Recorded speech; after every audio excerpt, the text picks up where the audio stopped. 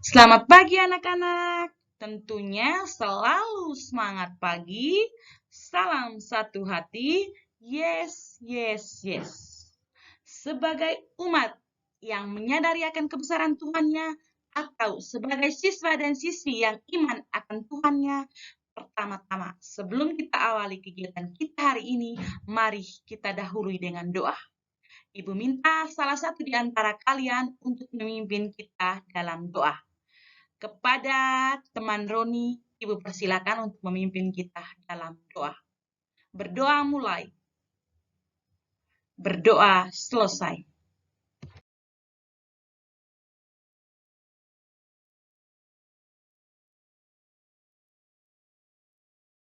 Anak-anak, dalam pelajaran ke-11, yaitu materi terakhir kita di semester ini, kita mempelajari tentang hormat kepada orang tua. Materi ini penting untuk kita dalami, untuk kita pelajari, karena mengingat kita semua, ibu bahkan anak-anak sekalian itu terlahir dari orang tua, terlahir dari ayah dan ibu, dan dengan segala keterbatasannya telah berusaha merawat kita, membesarkan kita, dan mendidik kita. Ayah dan ibu berusaha agar kita nanti dapat hidup mandiri. Selain itu juga, orang tua mendoakan kita, mengajari kita cara berdoa, membaca kitab suci, mengajak kita ke gereja, dan orang tua juga membiayai pendidikan kita. Orang tua yang mampu akan mewariskan hartanya kepada anak-anak, dan bagi orang tua yang kurang mampu, sekurang-kurangnya, mereka sudah mewariskan pendidikan pada kita anak-anaknya sebagai bekal di kehidupan kelak.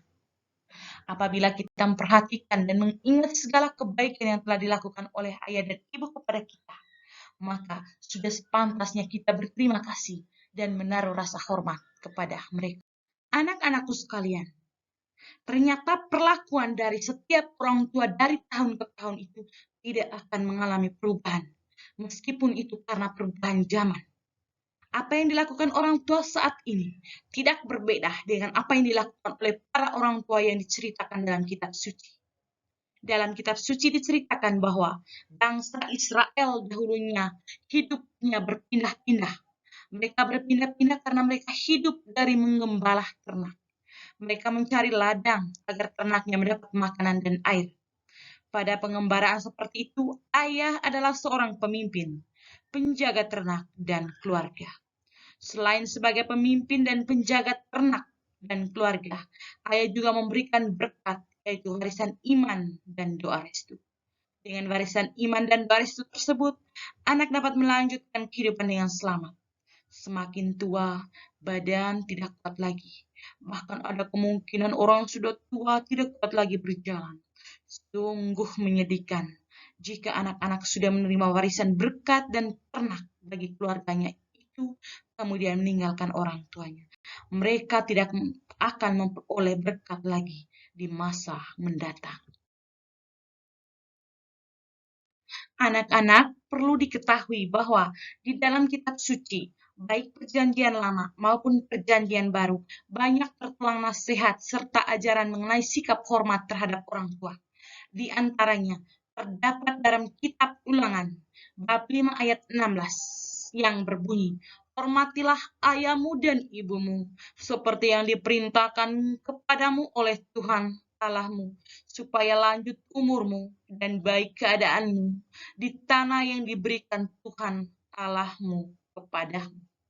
Dan anak-anak, lebih lanjut, terdapat dalam kitab Syirak, bab 3 ayat 12 sampai 16 yang berbunyi, anakku, tolonglah bapamu pada masa tuanya, janganlah menyakiti hatinya di masa hidupnya. Pun pula kalau akalnya sudah berkurang, hendaklah kau maafkan. Jangan menistakannya sewaktu engkau masih berdaya. Kebaikan yang ditunjukkan kepada Bapa tidak sampai terlupa, melainkan dibilang sebagai pemulihan segala dosamu. Pada masa percobaan, engkau akan diingat oleh Tuhan, maka dosamu lenyap seperti air beku yang kena matahari. Serupa penghujat, barang siapa meninggalkan bapaknya dan terkutuklah oleh Tuhan orang yang mengerasi ibunya.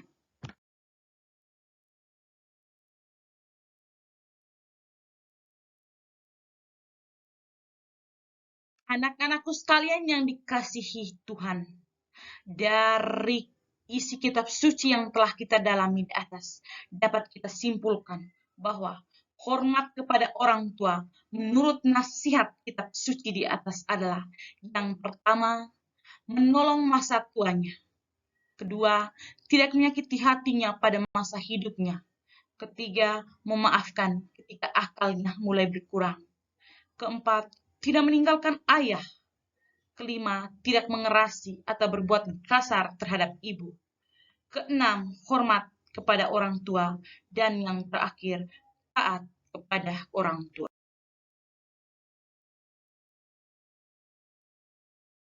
Anak-anak, dalam kehidupan sehari-hari, sikap dan kewajiban kita terhadap orang tua itu banyak. Antara lain, yang pertama, hormat kepada orang tua. Hormat kepada orang tua tidak sama dengan takut kepada mereka, tetapi sebagai bentuk hormat kita harus berbicara secara sopan, rendah hati, tidak merendahkan dan tidak menghina mereka. Sikap yang kedua, cinta kepada orang tua. Sikap cinta sebagai anak terhadap orang tua dapat kita wujudkan dengan cara menemani orang tua, memberi perhatian, menolong, mendoakan, dan menunjukkan rasa terima kasih atas segala kebaikan mereka. Sikap yang ketiga adalah taat kepada orang tua. Dalam arti bahwa ketaatan kita terhadap orang tua juga merupakan salah satu bentuk hormat kepada orang tua. Taat kepada orang tua dapat diwujudkan dengan cara mematuhi nasihat orang tua, tidak menolak ketika orang tua meminta bantuan, dan lain-lain. Sikap berikutnya adalah membantu orang tua. Membantu dalam arti bahwa tanpa mengharapkan imbalan, kita sepatutnya selalu bersedia untuk membantu dan menolong orang tua, terutama ketika orang tua berada dalam keadaan yang memerlukan bantuan kita, anak-anaknya. Anak-anak, sikap menghormati orang tua tidak hanya ditunjukkan kepada ayah dan ibu di rumah saja, melainkan juga kepada orang lain yang kita anggap lebih tua daripada kita, seperti kakek, nenek, kakak, saudara, dan juga kepada guru dan pegawai di sekolah. Dengan begitu, ini adalah menjadi hal terakhir yang mau Ibu sampaikan pada pelajaran kali ini. Ibu harapkan semoga apa yang kita pelajari hari ini dapat berguna untuk kehidupan kita di masa yang akan datang dan dapat kita terapkan dalam kehidupan sehari-hari. Sebelum Ibu akhiri, terlebih dahulu Ibu mau mengucapkan terima kasih kepada anak-anak sekalian yang telah berpartisipasi dalam kegiatan pembelajaran kita pada hari ini. Dan kita akhiri pembelajaran ini dengan doa penutup. Kepada Elvi, saya minta untuk memimpin kita dalam doa. Doa selesai. Dan dengan berakhirnya doa yang dipimpin oleh Elvi, maka berakhir pula seluruh rangkaian kegiatan proses belajar mengajar kita pada hari ini. Ibu ucapkan sampai bertemu di pertemuan berikutnya dan selamat siang.